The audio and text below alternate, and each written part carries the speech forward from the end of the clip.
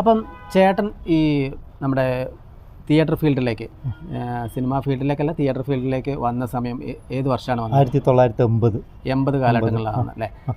എത്ര വയസ്സുണ്ടാവുക സമയത്ത്? 15 വയസ്സ്. എവിടെയാണ് ഇതൊക്കെ പഠിച്ചത്? തിക്കോടി റോഷ്നി ടാക്കീസ് അവിടെയാണ് പഠിച്ചത്. അവിടെ നിന്നാണ് ലൈസൻസ് എടുക്കുന്നത്. ആ ലൈസൻസ് എടുക്കുന്ന പറഞ്ഞാൽ വേറെ എന്തെങ്കിലും പ്രത്യേക ഗവൺമെന്റ് ടെസ്റ്റ് ഉണ്ട്? ഗവൺമെന്റ് ഇൻസ്പെക്ടറേറ്റിന്റെ ടെസ്റ്റ് ഉണ്ട് അല്ലേ? പ്രാക്ടിക്കൽ ടെസ്റ്റ് ഉണ്ട്. അത് കഴിഞ്ഞാൽ നിങ്ങൾക്ക് ലൈസൻസ് തരും. ഒരു ചോദിക്കുന്ന ചോദ്യത്തിനൊക്കെ ഉത്തരം കറക്റ്റ് ആയിരിക്കണം.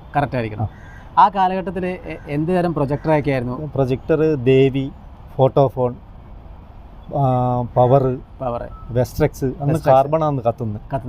അപ്പോൾ നമ്മളൊരു കാർബണിൻ്റെ റീല് വെക്കുകയാണെങ്കിൽ എത്ര നേരം? ഒരു കാർബൺ ഒരു 1.5 മണിക്കൂർ. പിന്നെ ഇന്റർവെല്ലിന് പിന്നെയും മാറ്റണം. ഓക്കെ. ആ സമയം വരെ നിങ്ങൾ അവിടെ ഇരിക്കണം. പ്രൊജക്ടറിന്റെ അടുത്തപ്പോൾ ഉണ്ടാവണം. അപ്പോൾ ഏത് കാലത്തിന് ശേഷമാണ് ഈ ഡിജിറ്റൽ യുഗത്തിലേക്ക്? ഡിജിറ്റൽ 2005 ശേഷം. ശരിക്കും ഇവിടെയൊക്കെ വന്ന 2005 ശേഷമാണല്ലേ? ഓക്കെ. അപ്പം ഇപ്പോഴാണ് കുറച്ചും കൂടെ ഫ്രീ ആണ്. ചൂടുവെള്ളം പടം ഓണാക്കുക, പിന്നെ ഇന്റർവെല്ലിന് അവിടെ സ്റ്റോപ്പ് ചെയ്യുക, അവിടെ നിൽക്കുക. ആ ഒരു രീതിയിലേക്ക് മാറിയിരിക്കുകയാണ്. പിന്നെ അന്ന് നല്ല കഷ്ടപ്പാടായിരുന്നു. ചൂട് കൊള്ളണം, നല്ലോണം ചൂടാണ്. ഇപ്പം ചൂടില്ല, എ സിയിൽ വർക്ക് ചെയ്യുക. ആ രീതി ഷോപ്പ് ബ്രേക്ക് ആവില്ല. ഓക്കെ. പിന്നെ നമ്മളെ ചേട്ടൻ പഠിക്കുന്ന സമയം മുതലുള്ള പ്രൊജക്ടറിലൊക്കെ DTS ആയിരുന്നല്ലോ ആ സമയത്ത്? ഇല്ല, DTS വന്നിട്ട് ശരിക്കൊരു 20 കൊല്ലത്തോളമായിട്ടുള്ളൂ. 25 കൊല്ലം അത്രയേ ആയുള്ളൂ. ആ ഒരു സമയത്ത് നേരം അന്ന് പ്ലെയറിന്റെ മുകളിൽ ഡിസ്ക് ഇട്ടിട്ട് പടം കളിക്കുക. ചിലപ്പോൾ ഡിസ്ക് കട്ടായി പോകും. അപ്പോൾ സൗണ്ട് വേറെ വരിക. അങ്ങനത്തെ കുറേ പ്രശ്നങ്ങളുണ്ടായിരുന്നു. ഓക്കെ. അപ്പോൾ അതൊക്കെ അഭിമുഖീകരിച്ചിട്ടാണ് പുതിയ സിസ്റ്റം വന്നത്. ഇപ്പം നല്ല സുഖത്തിൽ ചെയ്യുന്നല്ലേ? ഓക്കെ. അപ്പോൾ ഇത്രയും കഷ്ടപ്പാടിലൂടെയൊക്കെയാണ് ഒരു പ്രൊജക്ടർ ഓപ്പറേറ്ററൊക്കെ ആവുന്ന സിനിമാ ഫീൽഡിൽ.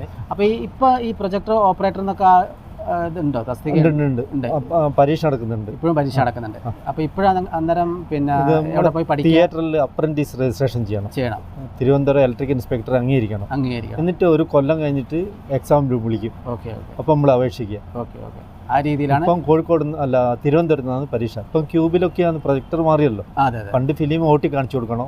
അപ്പം അതൊന്നുമില്ല. ഇപ്പം റിസ്ക് ഒന്നുമില്ല. കമ്പ്യൂട്ടർ അറിയുന്നവർക്ക് വേഗം കഴിയില്ല. അപ്പോൾ നമ്മൾ 1:1 തിയേറ്ററിൻ്റെ സ്ക്രീൻ 1ൻ്റെയും സ്ക്രീൻ 2ൻ്റെ വിശേഷങ്ങളൊക്കെ കണ്ടില്ലേ? എല്ലാവർക്കും വീഡിയോ ഇഷ്ടപ്പെട്ടെന്ന് വിചാരിക്കുന്നു.